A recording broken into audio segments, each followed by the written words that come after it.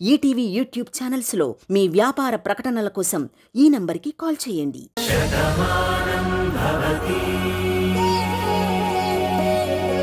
కూర్చో, పూలు పెడతాను. అబ్బా నాకేం అవసరం లేదు. పెళ్లి చూపులంటేనే తల నిండా పువ్వులు ఉండాలి. అప్పుడే ఆడపిల్ల అందంగా ఉంటుంది. ఓహో, అందంగా లేకపోతే వచ్చేవాళ్ళు చూడరా? ఎందుకు చూడరు? నువ్వు ఎలా ఉన్నా చూస్తారు. ఆ సంగతి నాకు తెలుసు. అబ్బా ఏంటిది? చెంపపిన్ను. పువ్వులు పద్ధతిగా ఉండాలంటే చెంపపిన్ను గుచ్చాలి కదా. అది పువ్వుల కోసం గుచ్చుతున్నట్టు లేదు, నువ్వు మనసులో ఏదో ఉంచుకుని గుచ్చుతున్నట్టుంది. అందరూ నీలా ఉండరు వైశాలి. మనసులో ఒకటి పెట్టుకుని బయటికి ఇంకొకలా ప్రవర్తించడానికి. అయినా ఏంటి మాట్లాడితే ఫోన్ వైపు అలా చూస్తున్నావు? ఏం అది కూడా నేరమేనా? దానికి కూడా నీ పర్మిషన్ కావాలా? నువ్వు చూడాల్సింది ఫోన్ని కాదు, ఈ ఫోటోని. ఎవడు వీడు? ఇప్పుడు నిన్ను చూడ్డానికి వస్తున్న పెళ్లి కొడుకు. ఎలా ఉన్నాడు? ఏడ్చినట్టున్నాడు. ఏ నచ్చలేదా? నచ్చకపోతే పెళ్లి చూపులు ఆపేస్తారా? కాదు, సాయంత్రానికి ఇంకో సంబంధం చూస్తారు. అబ్బాయిలకి కరువేం లేదు. నీకు పెళ్లి చేయాలని భాను ఫిక్స్ అయింది. నిర్ణయం భానుదైనప్పుడు నా నిర్ణయంతో పనే ఉంది. అంతా నా కర్మ.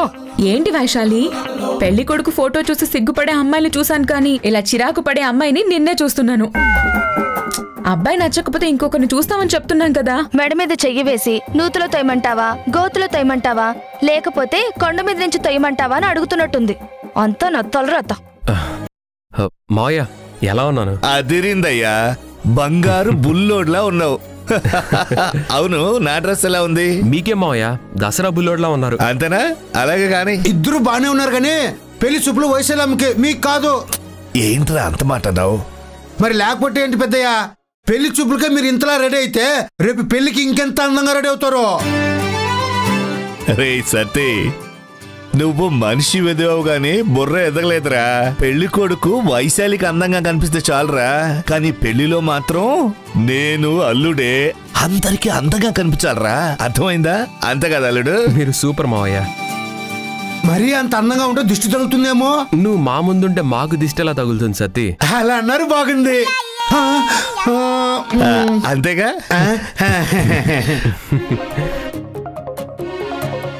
బంగారం, అవును ఈ చీర కార్తీక్ నీకోసం తెచ్చిందేగా? అవునన్నా. అవును, ఈ కొంగెగా ఆ రోజు కాలిపోయింది. మరెలా ఎలా ఎలా తయారైంది? బయట అంచు కాలింది నాన్న, అందుకే అది కట్ చేసి అమ్మ చీర బయట కొంగు కట్ చేసి దీనికి అంచు కొట్టాను. బాగుంది కదూ? బాగుందా అని మామూలుగా అడుగుతావేంటి? బంగారు బొమ్మలా ఉన్నావు ఈ చీరలో. నాదిష్టే తగిలేలా ఉంది నీకు. చాలా బాగుంది.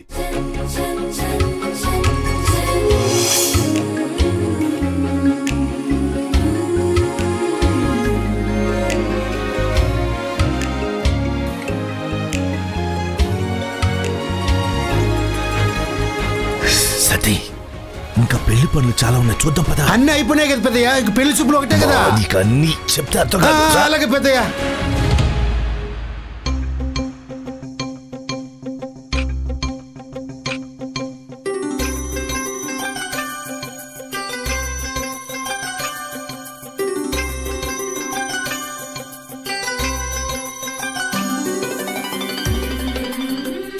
ఏంటి నా చుట్టూ తిరుగుతున్నారు?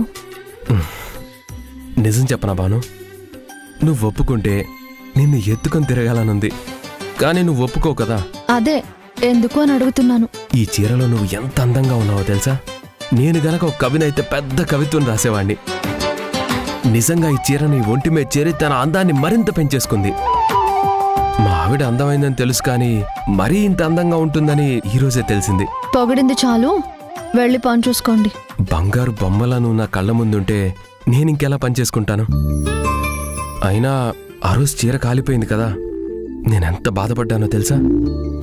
కానీ దాన్ని నువ్వు ఇంత అందంగా మారుస్తావని, ఇంత భద్రంగా దాచుకుంటావని నేను కల్లో కూడా అనుకోలేదు తెలుసా? కోటేశ్వరుడైన మీరు నా కోసం క్యాబ్ డ్రైవర్గా మారి కష్టపడి కొన్న చీర కదా, దాచుకోకుండా ఎలా ఉంటాను?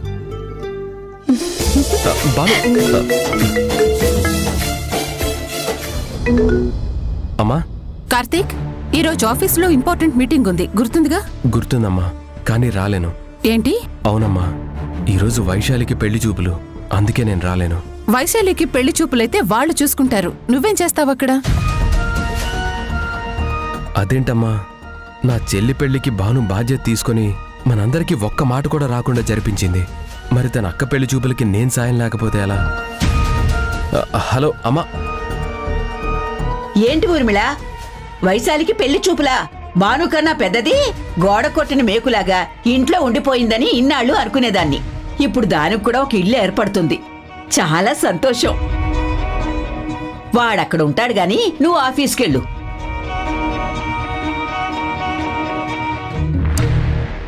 ఇంత సడన్ గా వైశాలికి పెళ్లి చూపులా? నేను ఎన్నిసార్లు ఫోన్ చేసినా చెప్పలేదు అంటే వైశాలి ఇష్టంతో జరుగుతుందా లేక భాను ప్రోద్బలంతో జరుగుతుందా? ఈ పాటికి వచ్చేస్తూ ఉండాలి. అదిగో వచ్చేశారు.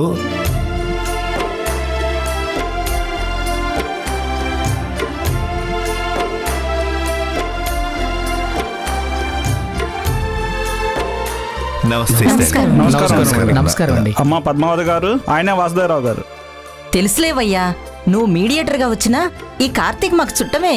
బాబు, నువ్వు ఊర్మిళాదేవి గారి అబ్బాయివే కదా? అవునండి. ఇప్పుడు రాకపోకలు లేవు గాని మనం బంధువులమే. అయితే ఇంకే అందరం కావాల్సిన వాళ్ళమేనన్నమాట. మా చెల్లెలు బంధువులంటే మాకు బంధువులైనట్టేగా. ఇక్కడ ఆగిపోయారే, రండి రండి బాబు, రండి రండి.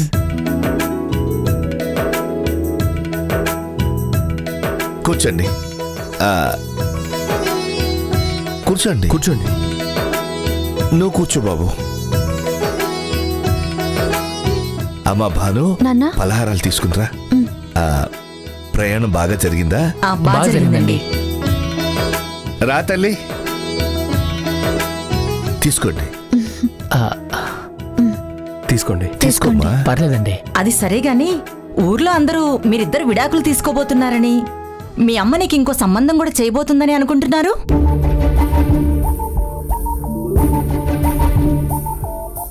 మరిక్కడేంటి మీరిద్దరు ఇంత చక్కగా కలిసున్నారు? 1000 అబద్ధాలాడైనా ఒక పెళ్లి చేయమన్నారు కదా అని ఈ పెళ్లి చేయడం కోసం ఇలా నటిస్తున్నారా ఏంటి? నటించాల్సిన అవసరం మాకు లేదండి. ఏదైనా ధైర్యంగా చెప్పే అలవాటు మాకుంది. మేమిద్దరం దూరంగా ఉంటున్న మాట నిజమే. అంత మాత్రాన విడిపోయినట్టు కాదు, విడాకులు తీసుకున్నామని కాదు. ఏంటమ్మా ఇది? భార్యాభర్తలు దూరంగా ఉన్నారంటేనే విడాకులకు దగ్గరవుతున్నారని కదా అర్థం. అంటే ఊర్లో అనుకుంటున్న మాటలు నిజమే అన్నమాట. మరి ఇలాంటి ఇంట్లో సంబంధం కలుపుకోవడం అంటే ఎందుకైనా మంచిది, ఒక్కసారి ఆలోచిస్తాం. చాలా తప్పుగా మాట్లాడుతున్నారండి. ఎవరి గురించి మాట్లాడుతున్నారో ముందు వెనక ఆలోచించి మాట్లాడితే మంచిది. నలుగురు అన్నదే నేను చెప్పాను, నేనేం కల్పించలేదు కదా. మేం విడిపోతున్నామని చెప్పిన నలుగురు ఈ కుటుంబం ఎంత గొప్పదో చెప్పలేదా? మా మావయ్య దేవుళ్లాంటి మనిషి అని చెప్పలేదా? ఆయన ప్రాణాలనైనా ఇచ్చి ఎదుటి వాళ్ళకి సాయం చేసే వ్యక్తి అని చెప్పలేదా? చెప్పినా మీరు పట్టించుకోలేదా? ఆయన మంచివారే కావచ్చు, కానీ ఇక్కడ సమస్య అమ్మాయితో కదా. అమ్మయ్యా, వీళ్ళు భాను టాపిక్ తీసుకొచ్చారు అంటే చచ్చినా ఈ పెళ్లి కొప్పుకోరు. నేను సేఫ్. భాను గురించి తప్పుగా ఒక్క మాట అన్నా నేను ఊరుకోను. భాను నేను కొన్ని కారణాల వల్ల దూరంగా ఉండొచ్చు, అంత మాత్రాన విడిపోతున్నామని కాదు కదా. మీలాగే ఒకప్పుడు చెప్పుడు మాటలు విని ఈ కుటుంబాన్ని, మా ఫ్యామిలీ అంతా అపార్థం చేసుకున్నాం. మా మావయ్య చెయ్యని తప్పుకి నిందలు మోసి జైలుకు వెళ్లారు. ఆ బాధతో మా అత్తయ్య ఈ లోకాన్ని వదిలి వెళ్ళిపోయారు. అప్పుడు కూడా భానుకి మేమెవ్వరం సాయంగా నిలబడలేదు, కేవలం ఇలాంటి మాటలు నమ్మబట్టే. అయినా సరే తను ఒంటరి పోరాటం చేసి తన తండ్రి తప్పు లేదు అని నిరూపించింది. ఈ కుటుంబం నిప్పు అని చాటి చెప్పింది. అప్పుడే భాను విలువేంటో తెలుసుకున్నాను. కాబట్టి మేం చేసిన తప్పు సరిదిద్దుకునే అవకాశం నాకివ్వు అని బ్రతిమాలుకోవడానికి ఇక్కడికి వచ్చాను. ఇక్కడే ఉంటున్నాను. ఇప్పుడు చెప్తున్నాను, నేను భాను విడిపోవడం అన్నది ఎప్పటికీ జరగదు. భాను నా భార్య అయినందుకు, ఇలాంటింటికి నేను అల్లుణ్ణైనందుకు చాలా గర్వపడుతున్నాను. ఇలాంటి కుటుంబంతో సంబంధం కలుపుకోవాలంటే ఎంతో అదృష్టం ఉండాలి. మీరన్నది నిజమేనండి. నచ్చిన వాళ్ళు ఎన్నో చెప్తారు, కానీ నిజాలేంటో కళ్ళతో చూసి తెలుసుకోవాలి. విడిపోతున్నారని మీ పైన రూమర్స్ ఉన్నా మీరు ఈ కుటుంబం గురించి చాలా గొప్పగా చెప్పారు. ఇలాంటి కుటుంబం నుంచి నాకు భార్య రావడం అంటే నా అదృష్టంగా భావిస్తాను. అమ్మా, ఇంకేం మాట్లాడొద్దు, మనం వచ్చిన పని చూద్దాం. అరే, ఎవరెన్ననుకున్నా సంబంధం కలుపుకునే ముందే అన్నీ తెలుసుకోవాలి. వీళ్ళేంటో కళ్ళారా చూసి అర్థం చేసుకున్నాం కదా, ఇంకా ఈ కుటుంబంతో బంధుత్వం ఎలా వదులుకుంటాం? బాబు కార్తీక్, మీ ఇద్దరి గురించి ఏమైనా తప్పుగా మాట్లాడుంటే నన్ను క్షమించండి. అయ్యో పర్వాలేదండి, మీ అనుమానం మీరు అడిగారు, చెప్పాల్సిన బాధ్యత మాది కాబట్టి చెప్పాం. చెల్లెమ్మా, ఇప్పటికైనా పలహారాలు తీసుకుంటారా? వద్దండి. అదేంటి? ఆహా, మీరు అనవసరంగా కంగారు పడకండి అన్నయ్య గారు. కతికితే అతకదంటారు కదా, ముందు అమ్మాయిని తీసుకురండి. అమ్మా, నువ్వు వెళ్ళి తీసుకురా. వచ్చేస్తుందండి. వీళ్ళ మాటలతో వాళ్ళని కూడా మార్చేశారు. జరగదు అని ఆనందించేలోపే కలుపుకుంటామని మాటలు మొదలుపెట్టారు. తన కర్మ. అనవసరంగా తల కొట్టుకుని జుట్టు రేకొట్టుకోకు. ఈ పెళ్లి ఆగదు అని అర్థమైంది కదా. వైశాలి, పద వెళ్దాం. తప్పదా? పోనీ వాళ్ళనే ఇక్కడికి రమ్మంటావా? అక్కర్లేదు. ఇదిగో వైశాలమ్మా, తీసుకెళ్ళి ఇవ్వు.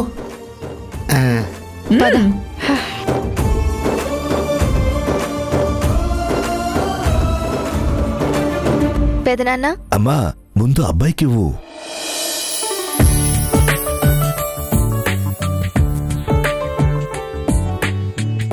తీసుకోండి.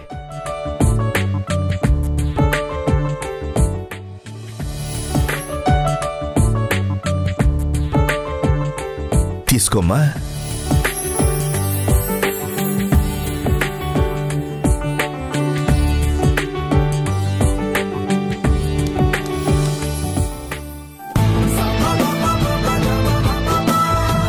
అన్నయ్య గారు, అమ్మాయిని లోపలికి తీసుకెళ్ళమనండి. రాము, తీసుకెళ్ళు.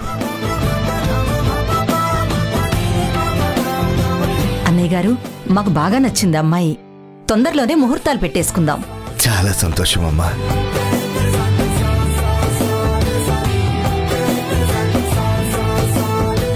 సరే అన్నయ్య గారు, మరి మేం బయలుదేరుతాం. మంచిదమ్మా. వస్తామండి. నమస్తే. వస్తానండి, బాయ్. ఓకే.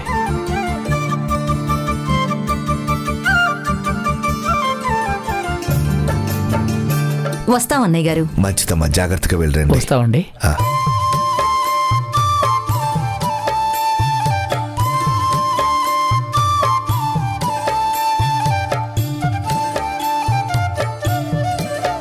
మీనాక్షి, చూసావా, మన వైశాలికి సంబంధం కుదిరింది.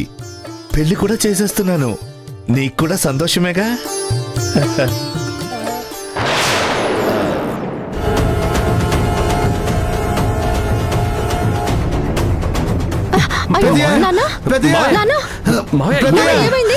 ఏమైంది?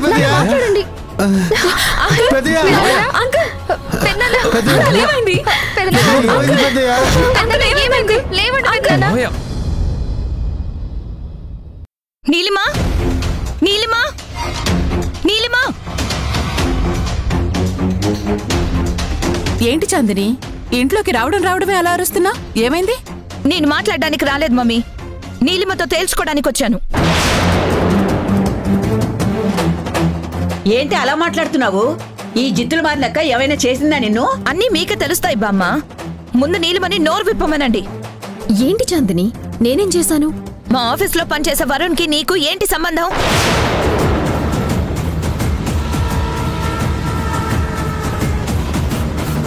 వరుణ్కి నాకు సంబంధమా? అదేంటి నీలిమా, వరుణ్ ఎవరో తెలియకపోతే వరుణ్ ఎవరు అని అడుగుతారు గాని వరుణ్కి నీకు సంబంధం అని అడిగావంటే వరుణ్ నీకు తెలుసా? తెలుసు అంకుల్. వాళ్ళ ఆఫీసులో ఎంప్లాయ్ నీకెలా తెలుసు? తెలియడమే కాదు మమ్మీ, నాకు పార్దుకి మధ్య గొడవలు పెట్టడానికి వరుణ్ని పావులా వాడింది నీలిమ. పార్దు చూశాడు.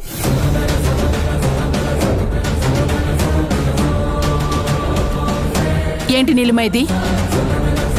దీనికి నీ సమాధానం ఏంటి? ఇక్కడ నటిస్తున్నావా లేక అక్కడ నటిస్తున్నావా? ఇది తిన్నింటి వాసాలు లెక్క పెట్టే రకం అని నీకెన్నిసార్లు చెప్పాను ఊర్మిళ?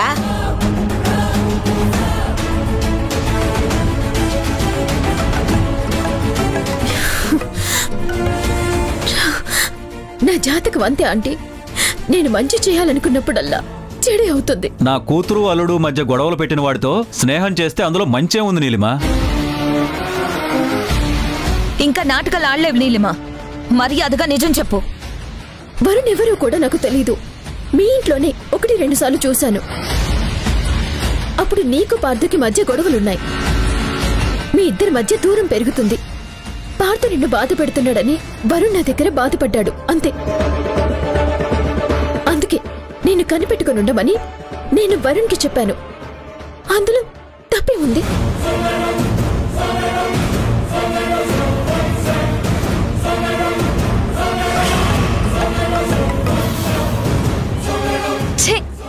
ఇది ఫోన్ చేసినప్పుడు నేను మాట్లాడాలి, నేను ఫోన్ చేసినప్పుడు ఇది మాట్లాడదు.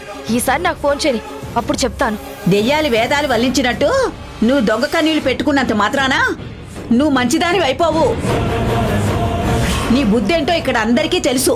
ఒకసారి నా మీద నింద పడినందుకే చచ్చిపోవాలనుకున్నాను. ఇప్పుడు మళ్ళీ నా మీద నింద పడింది. నేనింకెందుకు బతకాలి? వీళ్ళిద్దరూ కలవాలని, ఈ ఇంట్లో ఉండాలి అని అనుకున్నాను.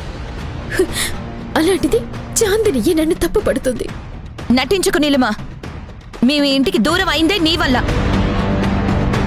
పార్దు నిన్ను ప్రేమించుకొని పెళ్లి చేసుకున్నాం. మా మధ్య మనస్పర్ధలు వచ్చినా ప్రేమ అలాగే ఉంటుంది. మేమెప్పుడు ఒకటిగానే ఉంటాం.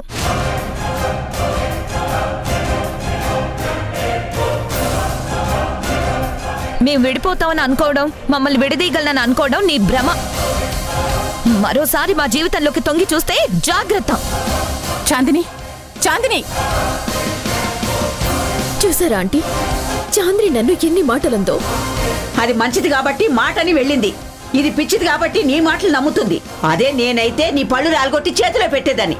జాగ్రత్త. ఛీ!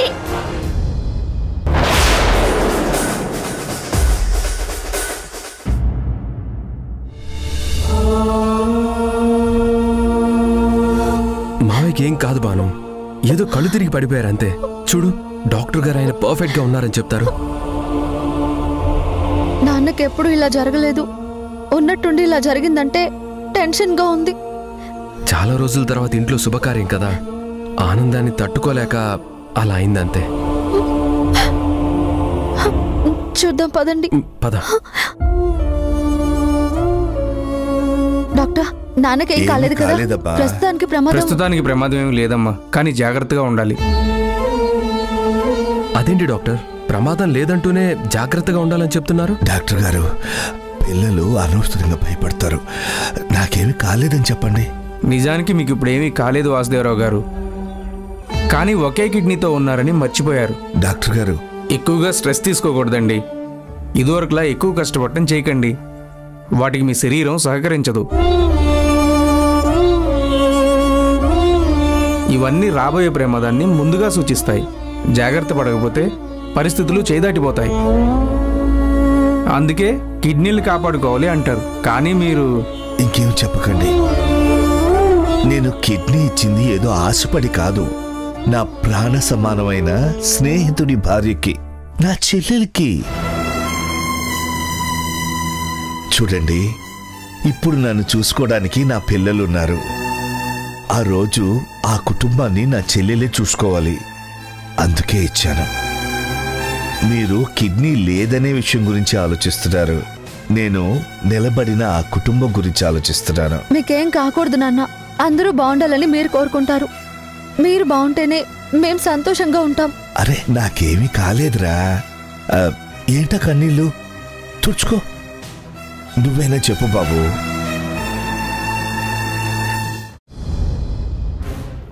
ఏంటి వైశాలి, నమ్మలేకపోతున్నాను. నేను నమ్మలేకపోతున్నాను. నా ప్రమేయం లేకుండానే అన్నీ జరిగిపోతున్నాయి. వద్దురా బాబు అన్నా నా మాట ఎవ్వరూ వినిపించుకోవడం లేదు. పెళ్లి చేసి తొందరగా నన్ను ఇంట్లో నుంచి పంపించేయాలని భాను ఫిక్స్ అయిపోయింది. పెళ్లి కొడుకు ఆంటీకి దూరపు బంధువు అన్నావు కదా? ఏదో వేలు కాలు విరిచిన చుట్టమంట. కార్తీక్ తో వరుసలు కలిపి మాట్లాడుతుంటే అప్పుడు అర్థమైంది. కానీ ఈ పెళ్లి ఎలా ఆపాలో అర్థం కావడం లేదు. బంధువు అని చిన్న క్లూ ఇచ్చావు కదా, అది చాలు నీ మెళ్ళో 3 ముళ్ళు పడకుండా ఆపడానికి. ఇక్కడ తలుచుకున్నది భాను, బ్రహ్మదేవుడు కాదు కదా. ఆ భాను తలుచుకున్నంత మాత్రాన అవదు, కానీ నేను తలుచుకుంటే మాత్రం ఆగుతుంది. అదే జరిగితే నీ ఫోటో నా ఇంట్లో పెట్టుకుంటాను. నిన్ను ఆ ఇంట్లోంచి పంపించకుండా ఉండటానికి కదా పెళ్ళాపుతాను అనేది. అక్కడి విషయాలు చెప్పు చాలు.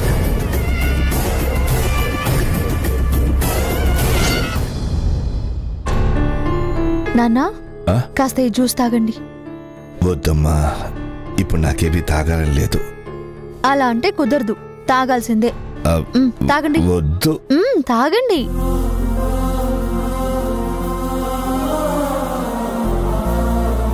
అమ్మా, ఒక తండ్రిగా నేను నీకేమీ చేయలేకపోయాను. నువ్వు మాత్రం నన్ను అమ్మ కన్నా ఎక్కువగా చూసుకుంటున్నావు.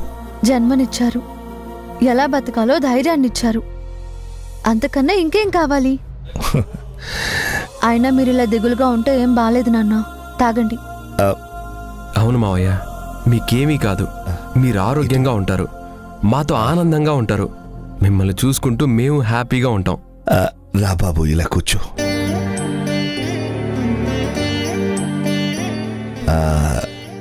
మీరిద్దరూ ఉన్నారన్న ధైర్యమే నన్ను ఇలా బతికిస్తోంది. అలాగే మీరు నాకు మాట ఇవ్వాలి. ఏంటి నాన్న? మీరిద్దరూ పెళ్ళైనా విడివిడిగా బతుకుతున్నారు. మీరిద్దరూ ఒకటిగా కలవాలన్నదే నా కళ, కోరిక. నా మీనాక్షి కోరిక కూడా. ఇప్పుడు అవన్నీ ఎందుకు నాన్న?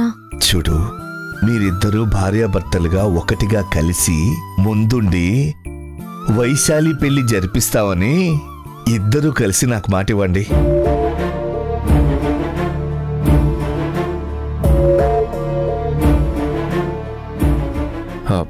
మావయ్య, మీ ఆనందం నాకు ముఖ్యం.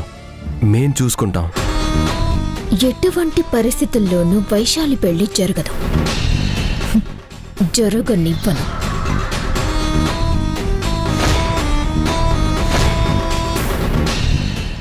మీరున్నారన్న ధైర్యంతోనే ఈ పెళ్లి నేను చేస్తాను నాన్న అని ఆయనకి చెప్పగలిగాను.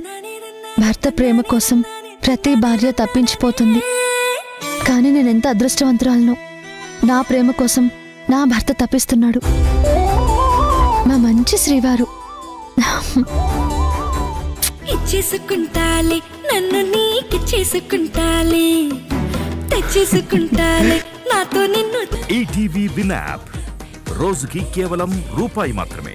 ఇప్పుడే ఈటీవీ విన్ యాప్ డౌన్లోడ్ చేసి సబ్స్క్రైబ్ చేయండి.